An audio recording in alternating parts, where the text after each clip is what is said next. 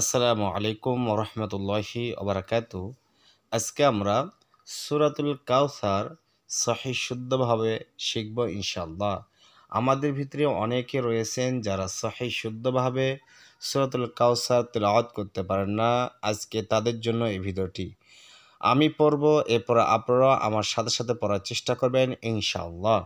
তাহলে আমরা অবশ্যই ভিডিওটি শুরু করে দেই। আর আপনারা যদি আমার চ্যানেল নতুন হয়ে থাকেন অবশ্যই আমার চ্যানেল সাবস্ক্রাইব করে লাইক করে দিবেন। আর সাবস্ক্রাইব করলে আপনারা যদি সাবস্ক্রাইব করেন এতে আমার চ্যানেলটা বড় হবে। এর পাশাপাশি যারা কোরআন শিখতে চায় তাদের কাছে ভিডিওগুলো চলে যাবে। আউযু বিল্লাহি মিনাশ শাইতানির রাজীম।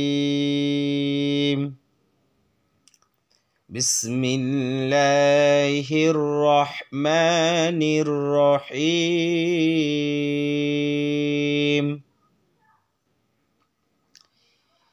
ইন্না আ'তাইনাকাল কাউসার।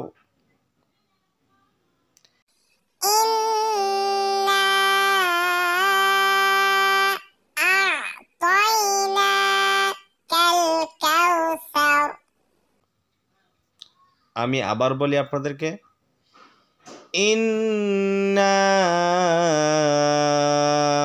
আ'তাইনাকাল কাউসার। কি উচ্চারণ হবে? কাল কাউসার।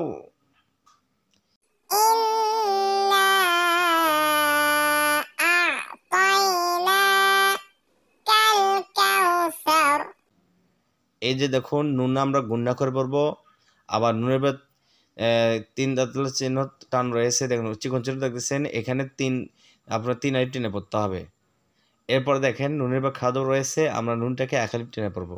ঠিক আছে, এরপর আসুন, ফাসাল্লি লিরাব্বিকা ওয়ানহার। ফাসাল্লি লিরাব্বিকা ওয়ানহার। আমার সাথে আবার বলেন, দেখেন আমি কি বলতেছি। দেখেন সজ্জা লামকে ধরে লামের তাসদীদ রয়েছে, লাম দুইবার উচ্চারণ করতে হবে, অর্থাৎ তাসদীদ হরফ যেখানে থাকবে সেখানে দুইবার করে উচ্চারণ করতে হবে। দেখুন, ফাসাল্লি লিরাব্বিকা ওয়ানহার, টান ছাড়া। ফাসাল্লি লিরাব্বিকা ওয়ানহার। এরপর শুন, ইন্না শানিআকা হুয়াল আবতার। ইন্না শানিআকা হুয়াল আবতার।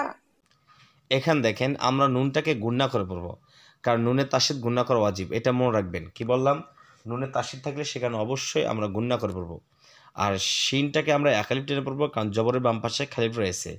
আর বাটাকে আমরা ধাক্কা দিয়ে পড়বো, কেন? বার উপরে জজম রয়েছে, বাটা হলো কলকল হরফ। দেখুন, আবার দেখুন, ইন্না শানিআকা হুয়াল আবতার।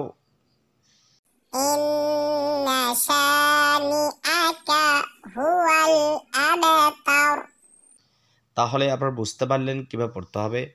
যদি আপনাদের কাছে ভিডিওটি ভালো লাগে থাকে তাহলে অবশ্যই আমার সাথে সাবস্ক্রাইব করে দেবেন। আর আপনারা যদি ধারাবাহিকভাবে আমার কোরআন শিক্ষার ভিডিওগুলো দেখেন, আপনারা যে কোনো কোরআন সহিহ শুদ্ধভাবে পড়তে পারবেন ইনশাআল্লাহ।